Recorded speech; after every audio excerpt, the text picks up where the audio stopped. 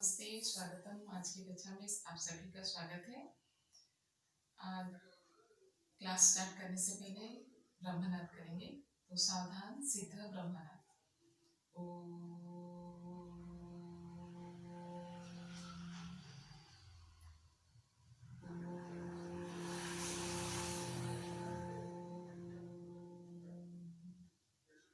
शांति शांति शांति। आज हम पढ़ने जा रहे हैं, जो कविता पढ़ने जा रहे हैं, इससे पहले कुछ हम आपसे प्रश्न पूछ लेंगे। देशप्रेमी सन्यासी कौन थे? स्वामी विवेकानंद। स्वामी विवेकानंद ने भारत को बचपन का क्या कहा है? झिंगोला। और यौवन का क्या कहा है? आनंद लोक। और बुढ़ापे का क्या कहा है? स्वर्ग का है। स्वामी विवेकानंद ने प्रत्येक भाई को क्या स्वामी विवेकानंद ने प्रत्येक भारतीयों को क्या संबोधित किया है? भाई। ठीक है। एक बार भारत कब एक बार फिर से कोशिश करके पराजित हो गया था? सन 1857 में। कब भारत के लोग आलस्य, निराशा और कर्महीनता में डूबे हुए थे? सन 1857 में पराजित होने के बाद। ऐसे समय में किसने ललकारा था? ऐसे समय में स्वामी विवेकानंद ने भारतीयों को ललकारा था। ठीक है। अब हम जो कविता पढ़ने जा रहे हैं उससे संबंधित कुछ प्रश्न हम आपसे पूछते हैं कि एक महीने में कितने पक्ष होते हैं? एक महीने में कितने पक्ष होते हैं? 2 पक्ष होते हैं, 15-15 दिन के, है ना। दोनों पक्ष के नाम सभी को मालूम होंगे, क्या क्या है? एक है कृष्ण पक्ष और दूसरा है शुक्ल पक्ष, है ना। तो कृष्ण पक्ष में क्या होता है? चांद जो है वो क्या होता है? घटता जाता है ना। और शुक्ल पक्ष में क्या है? चांद जो है वो बढ़ता जाता है। तो इस चांद के बढ़ने घटने को लेकर आज ये की कविता है। ठीक है। ये जो कविता है एक ठोक मजाकिया कविता है कि कविता का भाव ये है कि बच्चे जो हैं वो दिन ब दिन बढ़ते रहते हैं, है ना। इसलिए उनकी जो कमीज या पोशाक होती है वो छोटी पड़ती जाती है ना। तो इसलिए बच्चों की कमीज जो है वो अधिकतर थोड़ी सी बड़ी सी बना ली जाती है, या बड़ा अगर रेडीमेड लेते हैं, बना बनाया कमीज लेते हैं तो थोड़ा सा बड़ा ले लेते हैं, ताकि बच्चे जल्दी जल्दी बड़े होते हैं तो उनको छोटा ना पड़ जाए, है ना। लेकिन चांद घटता घटता अमावस के दिन दिखाई नहीं देता है। लेकिन चांद जो है, चांद भी घटता बढ़ता है, लेकिन अमावस के दिन ऐसा होता है जिस दिन वो बिल्कुल दिखाई नहीं देता है। और इस कविता में चांद जो है वो मानवीकरण की तरह से बताया गया है कि वो चाहता है कि उसके लिए एक झिंगोला अर्थात कुर्ता या कमीज बोल सकते हैं, या फिर स्वेटर भी बोल सकते हैं, है ना। तो सिलवा दिया जाए। वो चाहता है कि मेरे लिए एक झिंगोला सिलवा दिया जाए। और वो अपनी माँ से कहता है कि मेरे लिए एक झिंगोला सिलवा दो। और माँ कहती है कि ठीक है, मैं तेरे लिए झिंगोला सिलवा तो दूं, लेकिन किस नाप का बनवाया जाए झिंगोला कि जिसे तू हर रोज पहन सके। ठीक है। तो ये कविता जो है एक मजाक है और एक व्यंग है। और इसमें इस कविता के माध्यम से कवि का कहना है कि जो अस्थिर होते हैं उनके लिए कुछ भी नहीं किया जा सकता है। कवि परिचय जान लेते हैं। इस कविता के कवि हैं रामधारी सिंह दिनकर। और आइए हम जानते हैं दिनकर जी के कवि परिचय के बारे में। तो रामधारी सिंह दिनकर जी का जन्म 30 सितंबर सन 1908 को सिमरिया घाट मुंगेर अर्थात बिहार में हुआ। छात्रावस्था में ही दिनकर का ओजस्वी कवि रूप सामने आ गया। दिनकर राष्ट्रीय भावधारा के प्रमुख कवि रहे। उन्हें शौर्य और वीरता का कवि माना जाता है। दिनकर जी की बहुमुखी प्रतिभा का विस्तार गद्य और पद्य दोनों में हुआ है।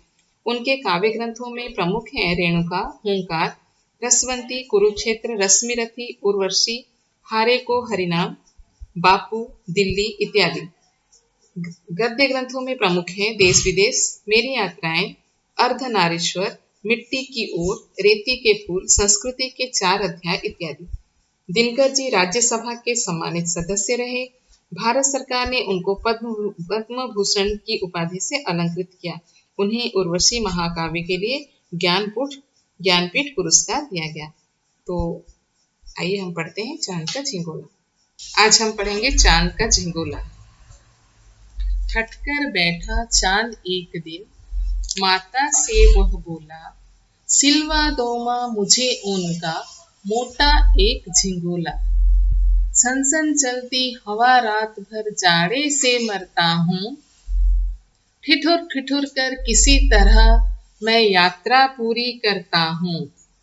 आसमान का सफर और यह मौसम है जाड़े का, ना हो अगर तो ला दो कुर्ता ही कोई भाड़े का।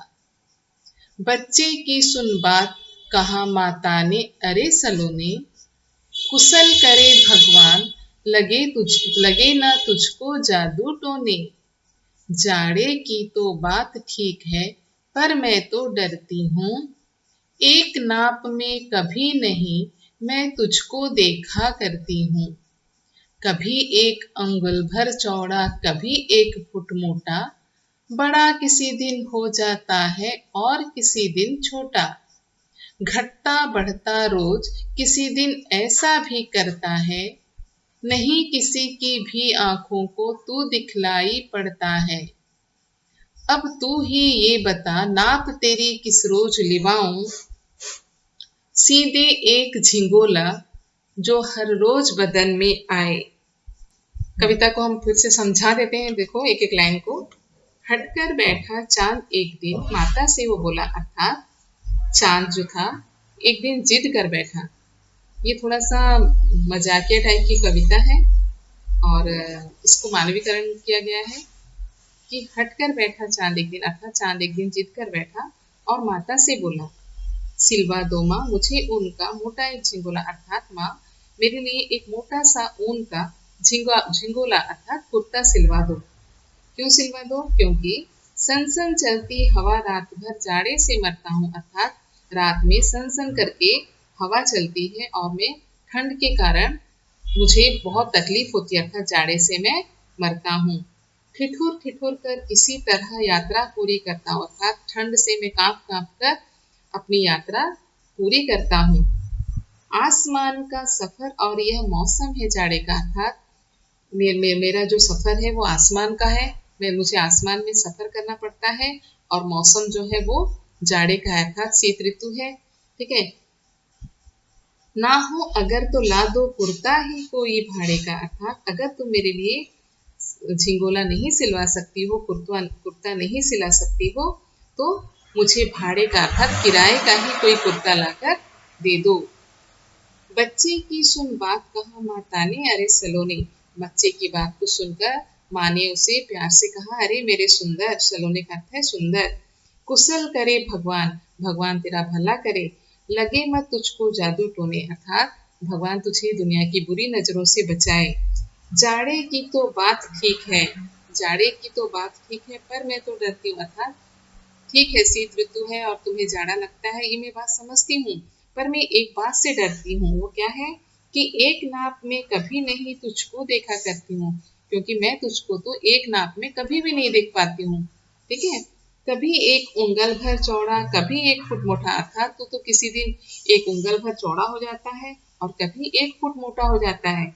बड़ा किसी दिन हो जाता है और किसी दिन छोटा, और किसी दिन तो बहुत बड़ा हो जाता है तो और किसी दिन छोटा हो जाता है।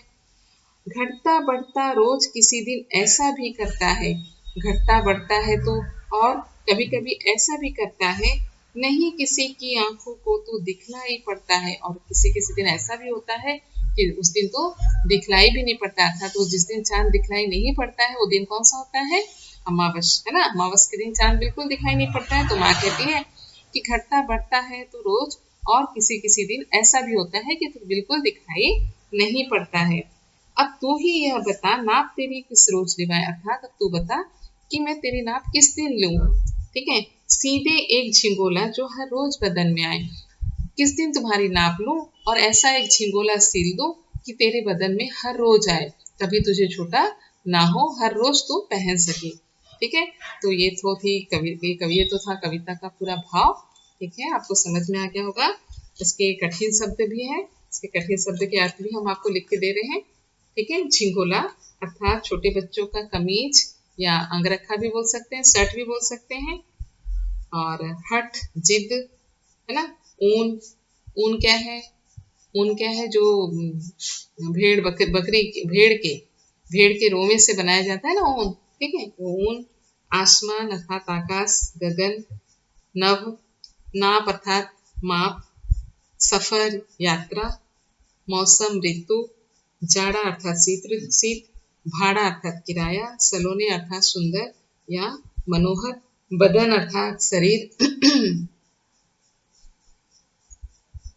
ठीक है, तो ये रहा आज का पाठ। आज का पाठ यहीं पे खत्म होता है। इसमें अगर कुछ डाउट हो तो मुझे कॉल करके पूछ सकते हैं, डिसीज क्लासेस पूछ सकते हैं। धन्यवाद।